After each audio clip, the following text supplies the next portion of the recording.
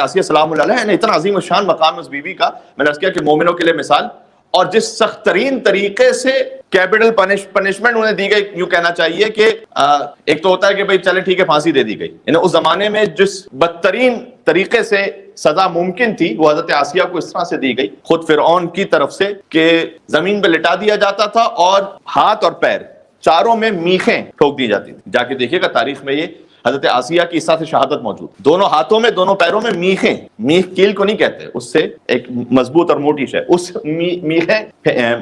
اس سے گاڑ دی جاتی تھی اور ایک سخت ترین وزنی پتھر اوپر سے گرا دیا جاتا تھا سینے پر، اس طریقے سے مارا جاتا تھا۔ حضرت آسیہ کی شہادت ایسے ہوئی ہے، اور جب یہ ہو رہا تھا کہ جب ان کے ہاتھ اور پیروں میں میخیں گاڑی جا رہی تھی اور ان پر پتھر گرایا جا رہا تھا، ایک خاتون ہونے کے ایسے ذرا تصور فرمائیے گا،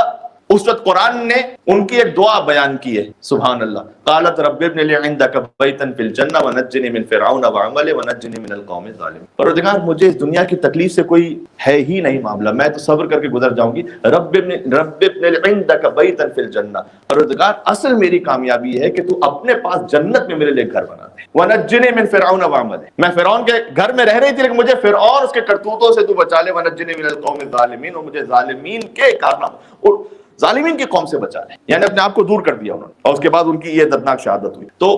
کہنے کا مقصد ہے کہ حالات کیسے سنگین کیوں نہ ہو، یا تو انسان اپنے آپ کو بچا نہیں سکتا عقیدے اور عمل میں تو ہجرت کیجئے، اور اگر ہجرت نہیں کر رہے تو پھر اپنے آپ کو بچانے کا اہتمام کیجئے، یعنی ان دو میں سے کوئی اور تیسرا آپشن نہیں ہے، زمانے کے ایکسکیوز کا آپشن نہیں ہے۔ اور پھر جو اس راہ میں ایک مرتبہ چلنے کے لیے تیار ہو جائے نا، میں آپ کو حضرت آسیہ کی مثال تو بہت عظیم ہے، ایک بات اور عرض کر دوں شاید کم مومنین کا علم ہو، روایات میں آیا اور سنی کتابوں سے روایات میں کہ حضور کی کچھ ازواج ہیں جن کا ذکر ہے کہ جنت میں حضور کی بیویاں کون سی ہوں گی۔ یہاں تو امہات المومنین کے لیے بڑا اہتمام، ظاہر سی بات ہے کہ شیعوں پہ الزام اور یہ سب، جنت میں کون ہے؟ کیا جنت جتنی امہات المومنین ہیں بس پہ کوئی تفسیرہ نہیں کر سکتا کہ جنت میں حضور کی زوجہ ہیں یا نہیں ہے، اس لیے کہ روایت میں تو فقط 4 بیویوں کا ذکر ہے، اور